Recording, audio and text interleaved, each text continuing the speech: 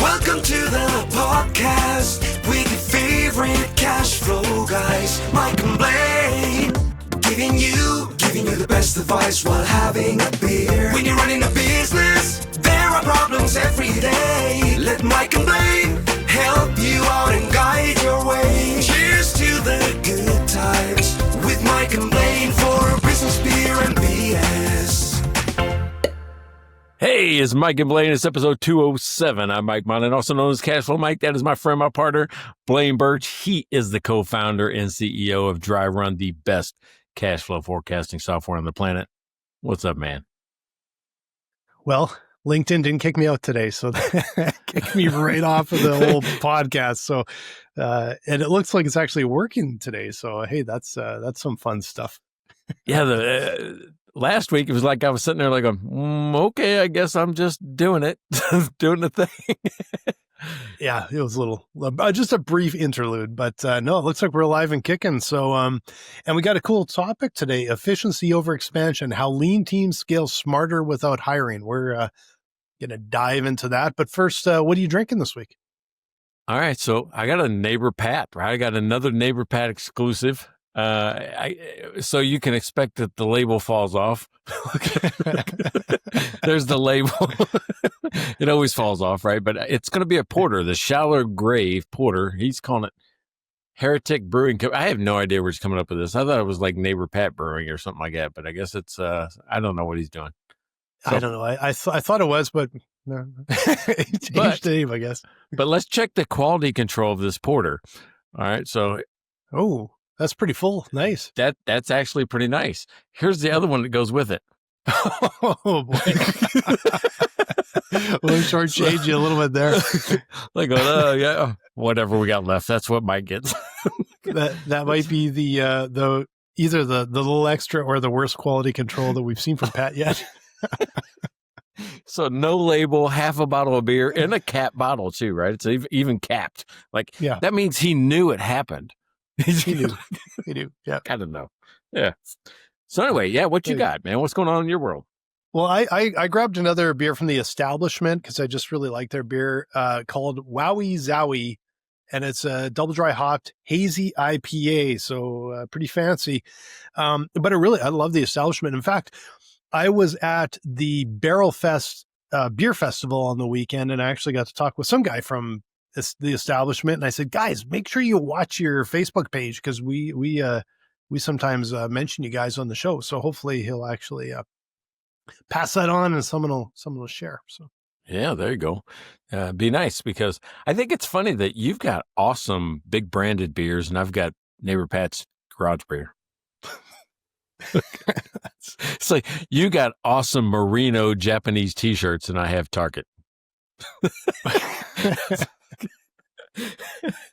That's just the life we live there, Blaine. That's all we live. So, hey, by the way, by the way, it's the merino is not from Japan, but my denim is.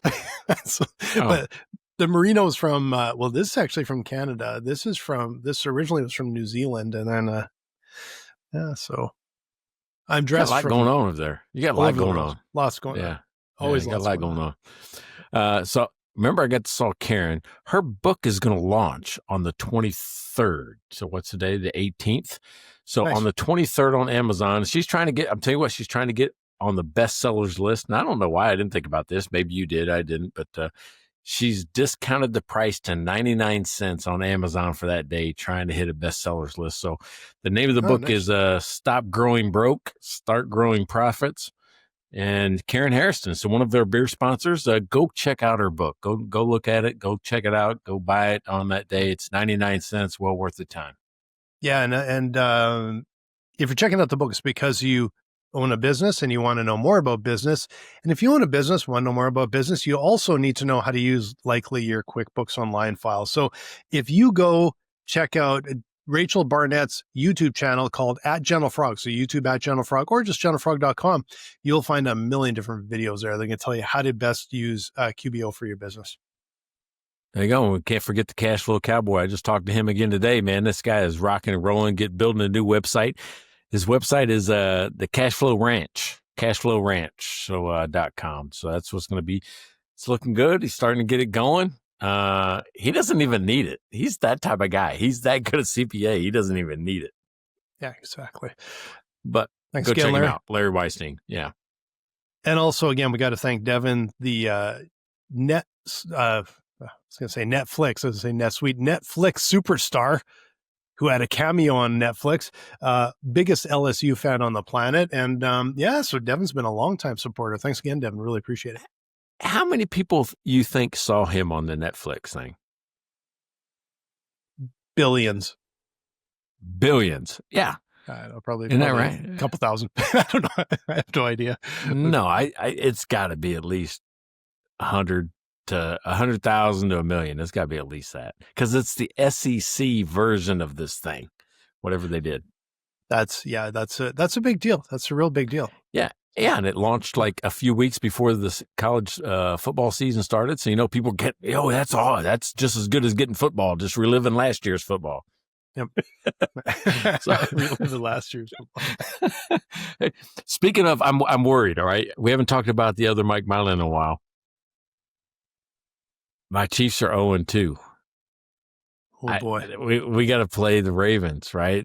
Not this week, but coming up. And I'm like going, we don't look very good. We don't look good. So I'm thinking that decanter might be boxed up and mailed back to Baltimore.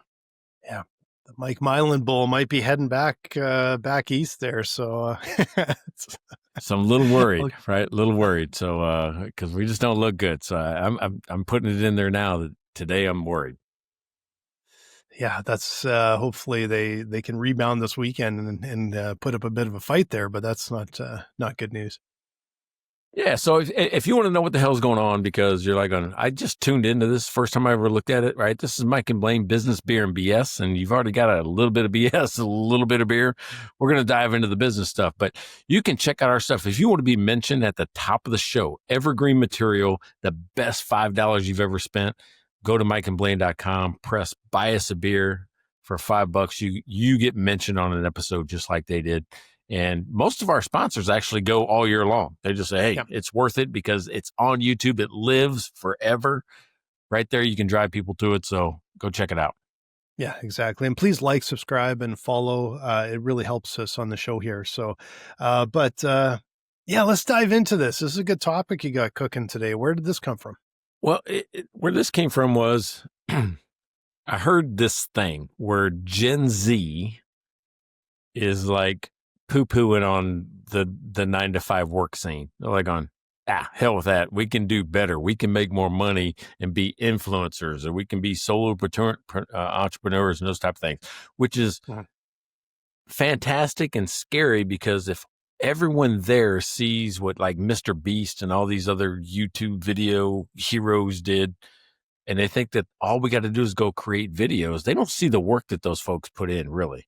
Right? They don't see the duds that they put out there. They don't see the different cuts and takes. Just from editing this podcast, it's tough. This arena is tough, right? Mm-hmm. So there are people that can make money in it, but that's what I want to talk about is, when do you actually add to your team, right? So if you're going to be a solopreneur, if you're going to get into this, when do you add? Right? It can't just be you. Even if you think you're the next Mr. Beast, he has a team of people around him. Mm-hmm. So how far can you get without adding staff? What's efficient versus effective versus, just expense? Yeah. Well, and the same principles matter today for businesses of all sizes, because margins are tight, budgets are tight, uncertainty is high. No one can really afford to hire without some real thought put to it. But there's ways now to become more efficient, right? So, but like even when you're talking about that, an entire generation that thinks they can make money in the same way. But the challenge is that, what is it? 1 out of 100,000, 1 out of 1 million is actually making a really good living doing that. It is really hard. It just seems easy because you see these people doing it, but it's for everyone that's actually doing it, there's a lineup a few miles long of people that are trying. Well, here's what would scare me, right? I don't try to be an influencer. That's just not my thing. We do this because I actually like talking to you, and I think it's valuable information. And it does give us some links and give us some content on a regular basis. But we don't do it for the money. You and I mean, this will be the first year I think we make any money on this show. Yeah. And we might be able to split a cup of coffee at the end. Yeah. So, but here's the thing. When Mr. Beast or this, one of the girls that they were talking about, Diarrelias or something like that. There was two sisters that did some things. None of them stayed in the influencer arena. All of them jumped out. Or they still might be doing it, but they jumped out. Like Mr. Beast has his own TV show now, like regular TV shows. Yeah. So does that other girl. Or they go into clothing lines, or there's an influencer in Dallas that has her own hair care products. All of them realize that is that influencing was a launch pad to something else. Yeah. Right. Yeah. That's really what it was. It wasn't the thing. It isn't what they are, who they are. It's how they got to where they went next.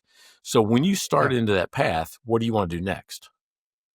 Yeah, and the other side, the other thing I've noticed with, especially with YouTube, is the quality. The high bar for quality has gone up dramatically. The best shows on YouTube are every bit as good in production value as a Hollywood TV show. They are putting in a ton of production value into it. They have a team. Quality matters. And I think that's what's happening in a lot of these areas, is that the competition is getting really fierce, and that quality, and there has to be some value that you're bringing.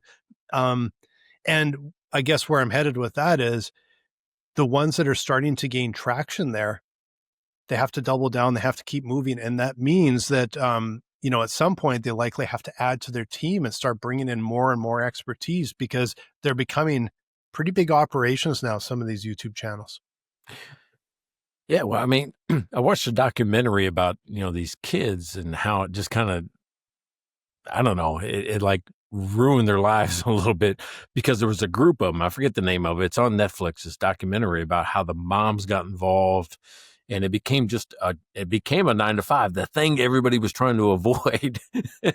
That's what it became, because that's where it all evolves to. These all become a business, and they thought it was hard every single day to get up with a new idea.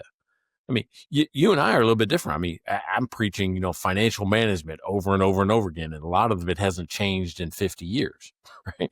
Yeah. Maybe the terminology, maybe the technology, but not necessarily the fundamental processes. I mean, accounting hasn't changed in 700 years. So it's just, how do we talk about it? Yep. Yeah. Yeah. Yeah. It's like entrepreneurs are always looking for opportunity, and that's what you're seeing. Like, you'll see people, they'll grab that opportunity, but it's like, entrepreneurs are not a side gig. Like a real business, a true business that's growing and thriving and being really competitive, they don't stay a little side hustle for long before they turn into a business. And the entrepreneurs start seeing this opportunity, and they start growing. You may not technically be 9-to-5, but entrepreneurs are putting in a lot of hours every week. It may not be 9-to-5, but it might be 50 hours, 60 hours, whatever it might, because it takes that much. And at some point you have to start expanding the team, because you can't do 80 hours. There's a cap, and you have to be able to keep the momentum going when you have that opportunity. Yeah. And if you look at the other side of this is the other side of the coin that led me to think about talking about this today, was let's go big. I started at the one-man show. Let's go to big business. Right now, they're doing a ton of investment, right? Building out plants, making new things, investing in technology and automation and those type of things. They're not investing in headcount. No. Right. It isn't like the job growth is matching the investment growth in assets. Yep. Yep. That's got to tell you something about where people think about the labor force right now. Yeah, no, I think they look at it as opportunity on the automation side. And of course, AI is giving capable. See, I don't think AI is magic beans that's going to take everybody's job in 6 months. Like, I think that's hyperbole. I just don't see that happening. It's good at some things. It's amazing at some things. It's kind of sucks at some things pretty bad. And people still have to adopt it, right? But what businesses I think are seeing is there's a combination of, hey, there's ways that we can use automation and AI, robotics, whatever, to become much more efficient. But I also think businesses have been a little bit stung with this.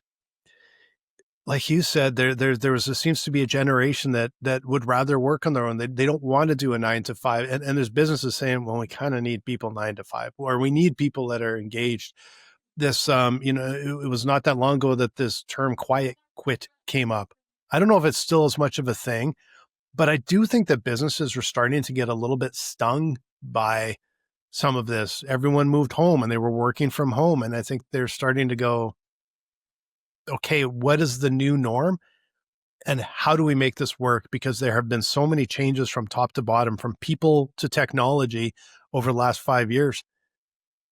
We got to figure out what's next and how to make a business run profitably so it can still be around next year. Yeah, that's funny, this quiet quitting, right? That, once your boss figures it out that that's what you've done, they also figured out that they can do it without you. Yeah, exactly. I mean, so you're really training companies to get rid of your job, not be replaced, not you to move to another one. Am I going, we really didn't need them, I guess, if they were just doing 25% anyway. We just absorbed it as it was. We'll just move on. Yeah. So you're not helping yourself, because if you're doing that to this company, another company's the same thing is happening.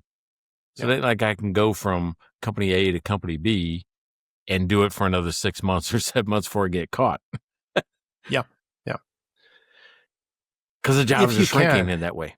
That's the thing is it's turning into an employer's type market right now. There's going to be, I think, excess capacity of people, which means companies can afford to be pickier. Maybe they can hang on longer. Maybe they can start to use other tools in their toolkit right now to be able to fill those jobs without filling those jobs.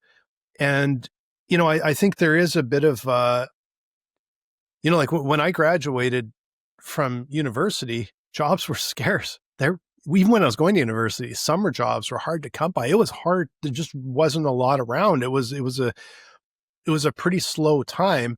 And then, then it kind of shot up and there were a lot of jobs. There was a lot of demand. Some areas, I think there's still demand, but I think it's floated right back down. And the job market, I think, might start getting a lot tougher. And I think there's some generations here that are going to struggle because it doesn't feel like they were trained to deal with a highly competitive market where, you got to fight for your job. Yeah, but history says that, when jobs get tight, small business creation explodes. Mm-hmm. Yeah.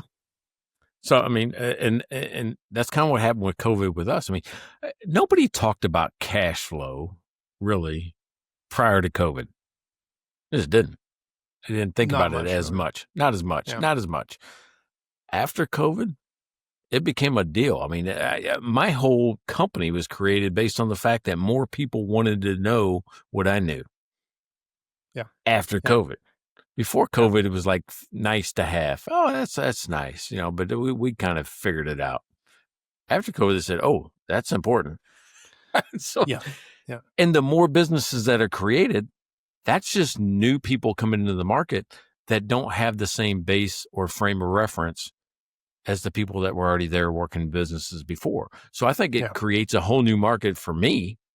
When you get into business and you start to struggle, you're going to look for education. Yeah. And going off topic a tiny bit here. That's the magic of small business. Small business will fill a lot of those gaps. Small business will be the area where I think a lot of hiring will happen, a lot of employment will happen. And the entrepreneur still is, I don't think, supported the way they should be, because they're going to be relied on to a large degree to supply a lot of these jobs. Well, I think that's why they call it the gig economy now, right? Because I mean, look at me, the one man shop. I still haven't hired my first employee, except for me, right? And I guess I'm employee number one. All the other functions I outsource. That's where the small businesses pick up them, because I don't care. Like, I don't care if it's Jeff. I don't care if it's, who. If you can do the job, I'm going to hire you to do the job. But that also means you can work for 10 other people and make your living that way. Yeah. We use so many more contractors than we used to, and we can bring them in because some months you don't need somebody over here or somebody, but you're not just spending cash whether you need someone or not. You can be very strategic. Now, the cost may be higher per hour or whatever for a project, but it does work. I find really well, and overall the cost savings are really effective. Well, the cost savings to me is I get a better product up front. Yes. Why? Because you're dependent on me to repeat buy or come back to you or tell my friends about you. So I feel like I get a better product than if you were just getting paid to do it anyway. Yeah, I agree, because you're only as good as your last project. You're only you can always just say, I don't need you anymore.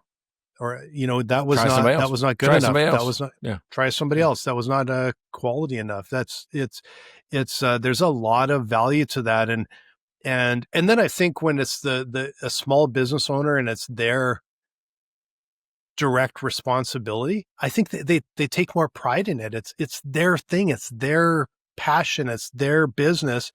They take a lot of pride in that I don't think you always see with employees. And so there's an opportunity there, but that just means there's an opportunity for people to make, like I said, make their own way in this sort of gig economy. So I'm trying not to hire people. I know that's a weird thing to say. I don't think I'm alone. Because, more people, more problems. And it's not the work problems, right? And that's what I found out when I ran a hotel staffing company and a restaurant. Half of my problem solving was not about the business. Yeah. So it was a relief to me when I didn't have other people's problems coming to work. Yeah. Yeah. I think, COVID is a bit of that line in the sand for times when a lot of things changed. And because there's still a lot of uncertainty out there, businesses aren't rushing to necessarily hire, but I actually think, at least from my perspective, the next time I hire, I'm going to be so much more careful and frankly more nervous about it after kind of the experiences over the last 5 years, where before that, I didn't worry about it as much. I always seemed to have good employees. Everything seemed to always work out fine. And it just was probably a little loosey-goosey. Can't afford to do that anymore. And hiring the right people is a real challenge. And so that's, it makes me, when the day comes that I have to hire someone internally, not contractors, it definitely raises the anxiety a little bit on that. Hey, you talk about that line in the sand. I just did this thing at the SBDC, and I tell people that all the time. I said, I divided my life now into BC and AC. Before COVID and after COVID, because I think I'm an even different person than I was before COVID and after COVID. Just the way I think, just the way I look at the world. It's just totally different. Now, part of it is because I'm old now. Maybe I wasn't old back then. I don't know. But you're right. It's totally different. Now, I'm not afraid to hire folks. It's just that I got to feel like I have the work for them. I got to feel like there's enough there. And I'm at that point where there'd be some stuff they'd have to bring to the table. And that's one of the things I think most solopreneurs are like on, I only really got like 20, 30 hours for that person. I don't have a full-time job yet. Right. Yeah. That's the hard part. That first employee that brings somebody on is, what happens if I don't have enough work? What do they do? Now, if they provide value over the top and they're bringing in extra revenue, or they're doing something that was well beyond what I could think of, I think I'm in. Mm-hmm. I'm also not a fan of VAs yet, virtual assistants. Yeah. Not saying that you shouldn't have them. I'm just saying I'm not a fan yet because, again, I can't figure out how to use them. And the time I've tried to use them, it didn't work out great. Yeah. Never tried one personally, but I think there is, like, I wouldn't say I'd be worried about hiring someone. I'd be a lot more careful because like you said, you need to have enough work there. You need to feel like you've got the hours, you've got the tasks for them. But you also want to find someone that picks up and runs with it a bit. So you're not completely, here's what you do next. Here's what you do. You need somebody that's self-motivated and can jump and run, right?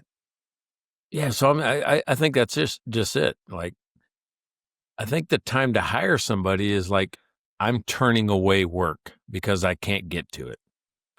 Or my quality is poor because, I'm rushing through it to keep up. Mm-hmm. Those are kind of the things, that I'm looking for is, when is the right time to hire somebody? And those are two big indicators to me. It's not just because I don't want to do the work, because I think you should want to do all the work in your business. Right? That way I can always tell you, this is what happened when I did that. Right. That's a weird thing that way. Yeah.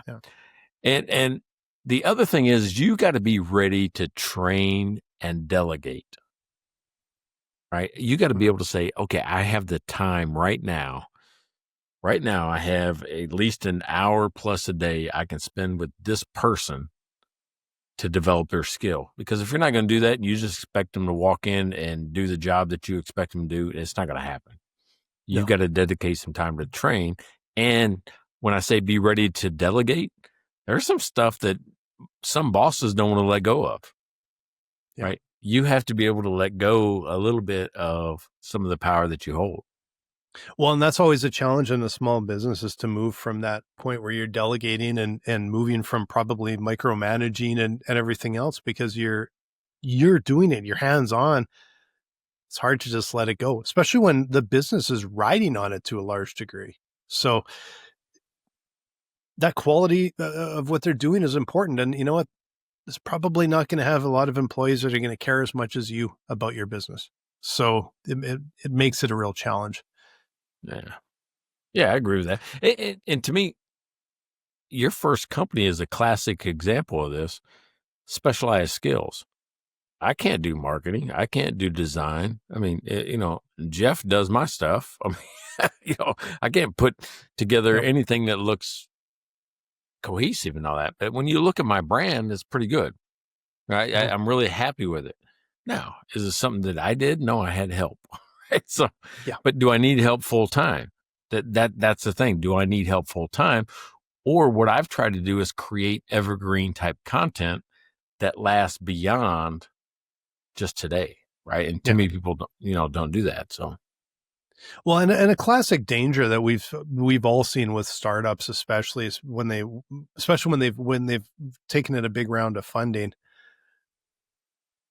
is there's such a push to grow fast, or such a push to expand, is they start filling holes and filling gaps and hiring people, I think a lot of times too quick and without real thought about how effective it's going to be. And it just burns through cash an awful lot faster. And there's a lot of balls in the air at the same time.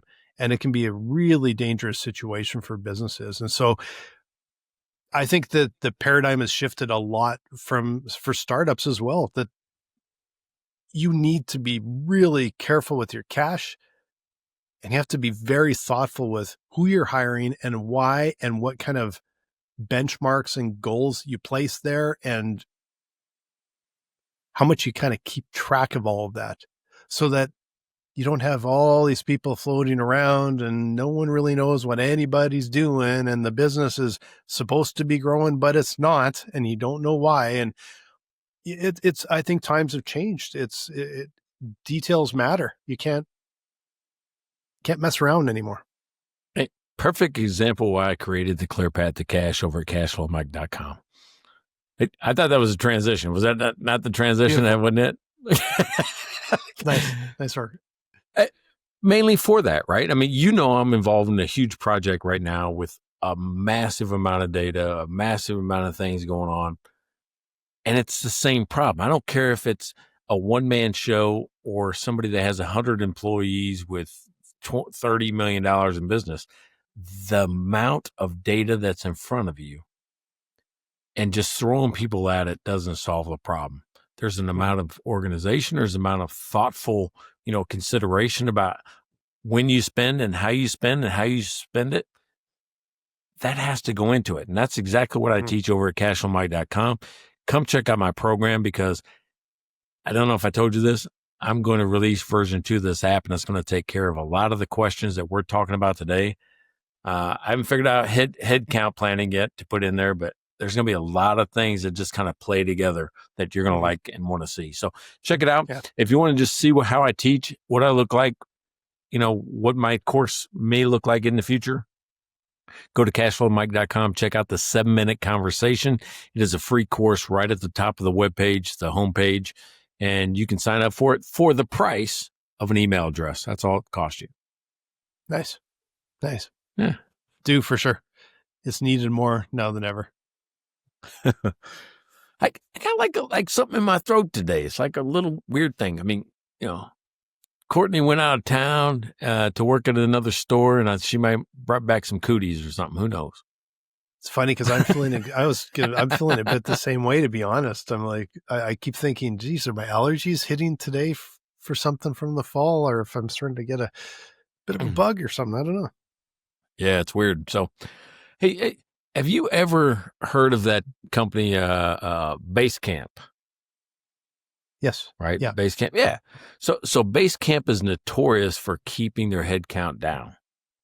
Right? Just absolutely notorious. I mean, they never want to go beyond 50. Now we did that at Finagraph too. We're like we always want to keep it under 50 because the rules change in the US for a company that has more than 50 employees. I mean, tax rates, everything kind of changes. The reporting requirements change. So it's like some companies purposely try to design their business to stay under 50. Right? Interesting. Yeah. Yeah. And in order to do that, you've got to figure out, okay, how do you do that? And this is one of the companies I looked at years ago, which was about how they don't do a lot of just meetings. They think meetings just soak up time, and and the more people you have, the more problems you have. And my problems in a staffing company were different than their problems in a tech company, right? Mm-hmm. But the same thing holds true. So what they did was they focused on every process, right? Making everything as simple as possible, because they thought that the product or the process should eliminate a lot of the problems that were needed where you bring more people in. Mm-hmm. What do you think of that?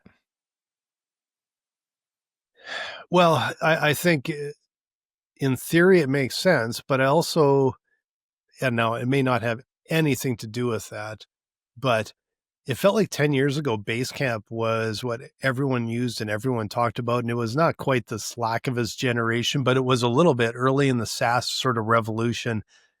It was really well known. A lot of companies used it, including my own. We used Basecamp for a while. And when you mentioned the name, my first thought was, geez, are those guys still around? Because I haven't heard of them it doesn't seem to be what anybody's using. Now, I don't know. This is just my perception. I don't know what their user numbers or anything are like, but it felt like they got left behind a little bit. And I just wonder if they got focused too much on the wrong thing and priorities shifted, and were they aggressive enough on the innovation side to keep actually moving forward?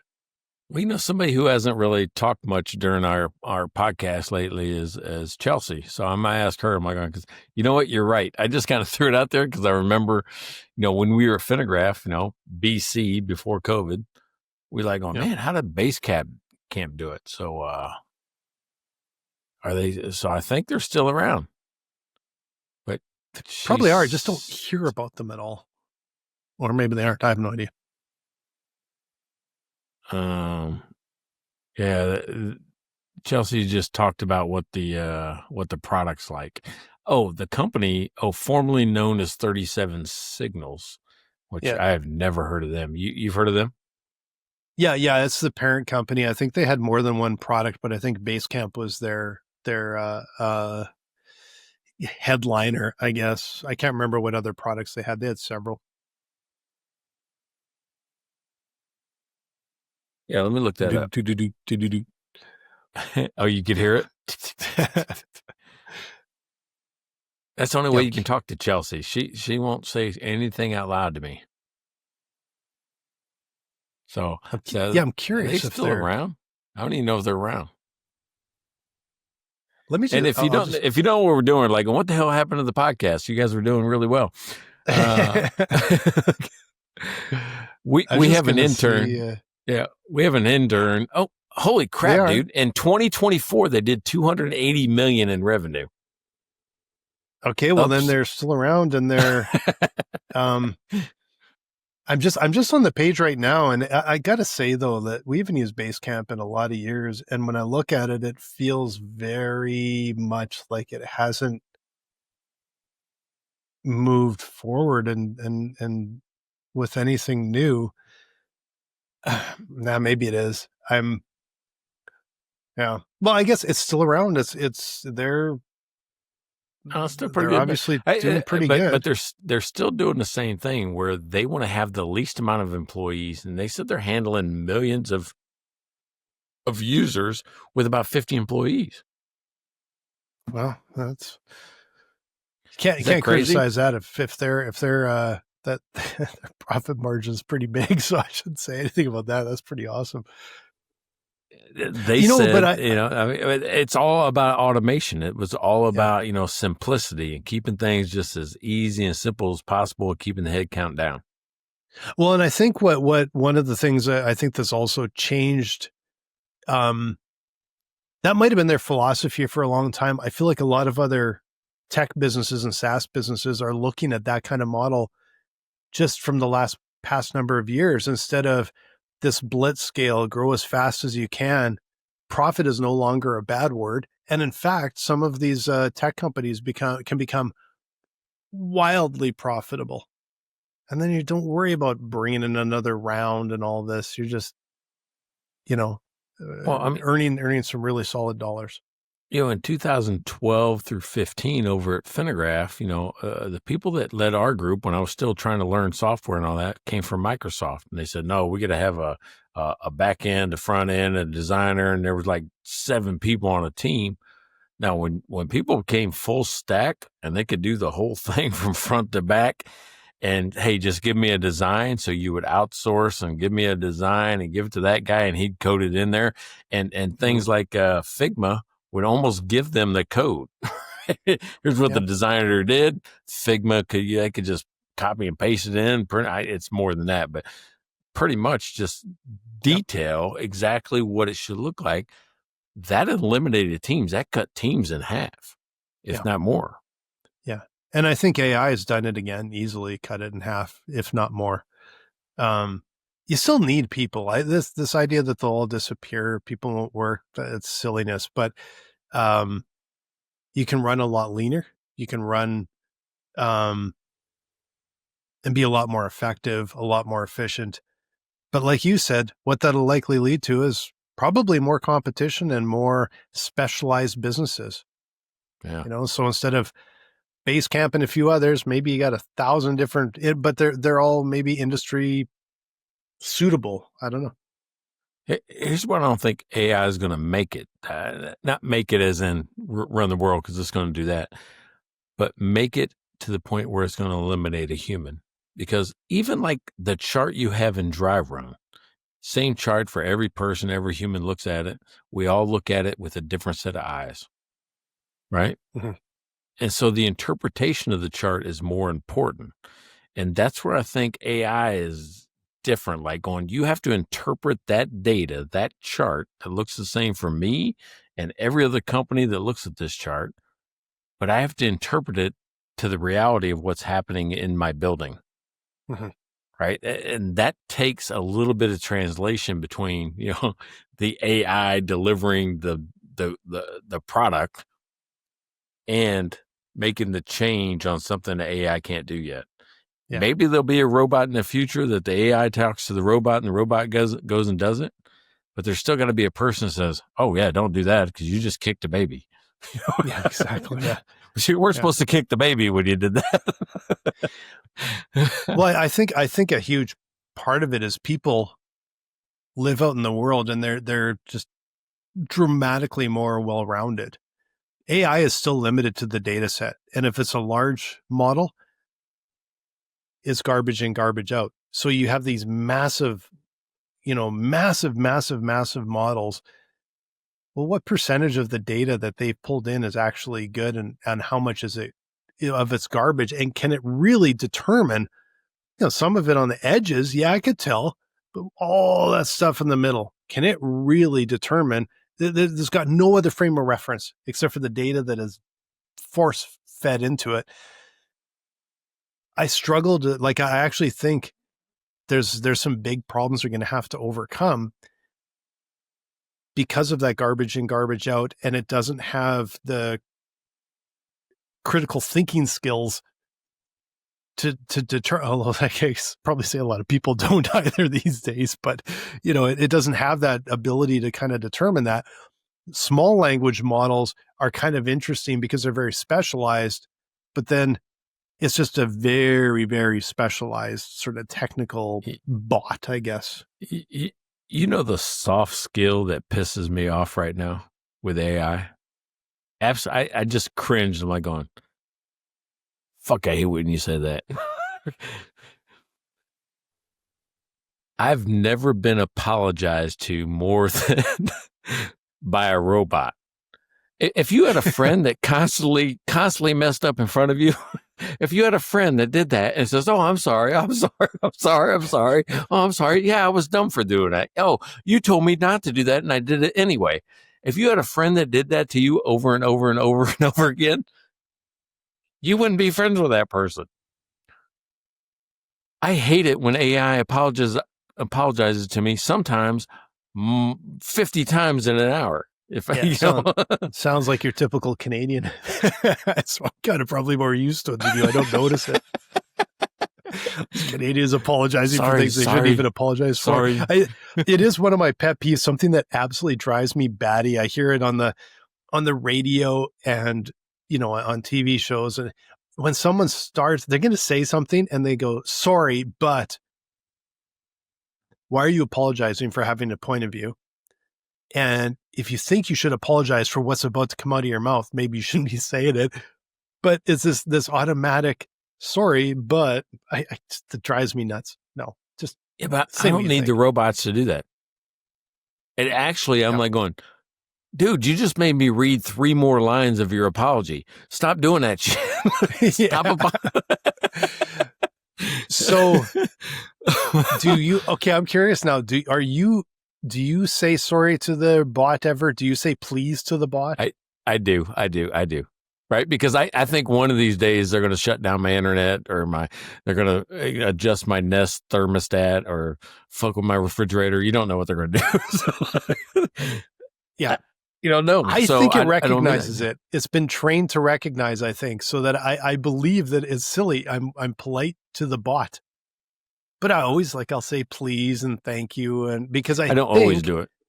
I don't always do it either, but the fact that it's a bot, you would think you would never say something like that, but I consciously do because I think, well, it's got this massive model it's learning from. It might actually do better work if you do that, right? Hey, Courtney told me the other day that it actually is gathering data on you by what you tell it and ask it and the way you talk to it. And you can ask ChatGPT or whatever, it says, hey, tell me about me. What do you think of me? And if you're an asshole to say, well, I don't think you like people very much, or I don't like you, think you respect employees, or I don't think, based on the questions you ask it, right? Yeah, interesting. So it is be funny careful with that shit. It models everything that's coming in, and if you're the user, it's modeling you. Yeah.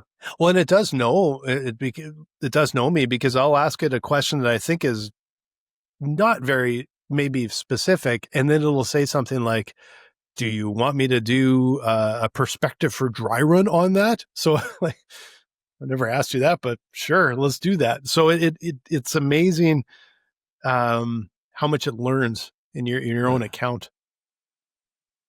I can hear you clinking away. Yeah, I'm gonna say, give me a paragraph about. I'm asked Chelsea this, right? Yeah. About, I'll say, the type of person I am. If I don't say anything, I don't like it. and then ask it to do it in a rhyme. Oh, I'll do it in a rhyme too. Yeah. All right. Wait a second. Give me a paragraph. All right. Thinking. That's when I'm on 4.0. They're going to really be screwed. How did I get on 4.0? Why am I on 4.0? It's probably because you weren't nice to you weren't nice to her, so she dropped you back down. All right, so check this out though. This is interesting, right? Because it just says you're the type of person who brings strategy and swagger to everything you do. Equal parts business builder, teacher, straight shooter, and don't just talk about helping the business. You lived it, built it, and turned it into repeatable systems others can follow. You're driven by clarity and results, not fluff. That's why people trust you. You simplify the complex, call out what matters, and don't shy away from hard conversations. Whether you're behind a mic, in front of a whiteboard, or face-to-face with the owners in the trenches, you show up prepared to lead, ready to listen, and always with a little wit in your back pocket. You should take that and put on your website as a testimonial and credit someone named CG. This is a pretty nice little testimonial there. That was really good, right? That's a handy little blurb, right? Yeah, but I've heard stories where if you are mean to the bot, it's going to tell you what it thinks about you. Yeah, it doesn't surprise me. It learns from that. I want to see what did you ask it? I said, give me a paragraph about what type of person I am. That's all I asked her. Because okay, well, you want to know what the computer thinks about you. What type of person do you think I am? So it was really interesting, right? Because and the reason why we're doing this as part of this is that automation can help you, but you got to know who you are, right? I mean, if you're going to build a team, you got to know who you are to be able to build around that. So what you're training your own personal account to. All right, what do you got? It says, from what I know about you, you strike me as driven, strategic, and creative person who thrives at the intersection of business, technology, and storytelling. You're analytical and detail-oriented with a deep ability to break down complex financial and operational challenges into clear, actionable insights, especially for CFOs and finance teams. At the same time, I'm not sure what's coming up here because I haven't read this yet. You balance the precision with an approachable human side. You host podcasts, write engaging content, and always look for ways to make ideas resonate with real people. You seem persistent in chasing ambitious goals, but also flexible enough to adapt, pivot, and refine your approach when circumstances change. In short, you're both a builder and a communicator, someone who can zoom out to see the big picture while also driving deep to execute with care. Doesn't it feel like I just read like my astrological sign thing from, you are an Aries. Yeah. This is what it says. I better not say that too loud. She might hear me. Might get in trouble for that. Yeah, but it's one of those things where I think it does analyze you. And I think if you're kind to it, it's going to try to put you in a kind light. Yeah. I bet if you're sitting there just cussing out your chat GPT because you're mad at it, because it's frustrating, because you just don't know how to answer the question. And that's another thing. Have you noticed that we've all become prompt engineers? Yeah, you have to. You have to learn how to. You have to. You ask the wrong question or you tweak it one way or the other, it changes the whole thing. So you have to be an engineer of prompting.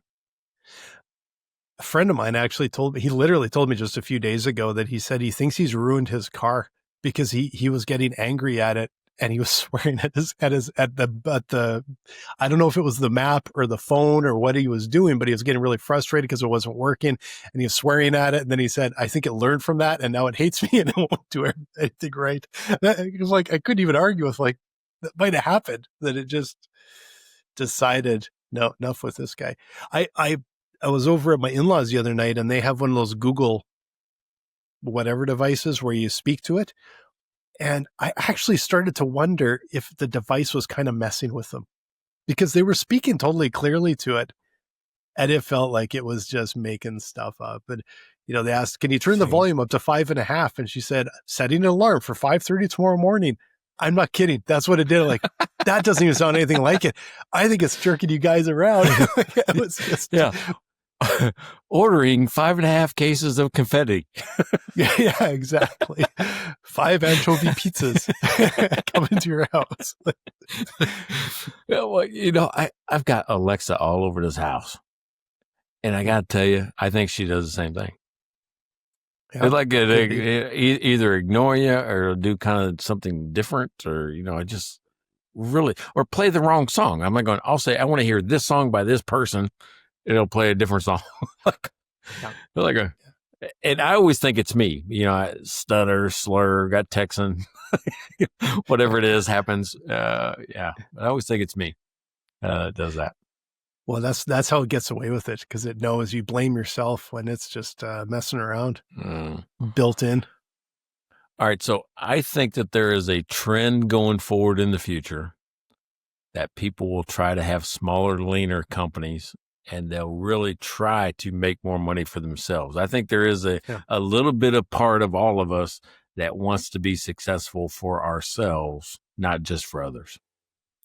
Yeah, I can see that. I think there's going to be, like I said, smaller teams, leaner companies, but probably more of them.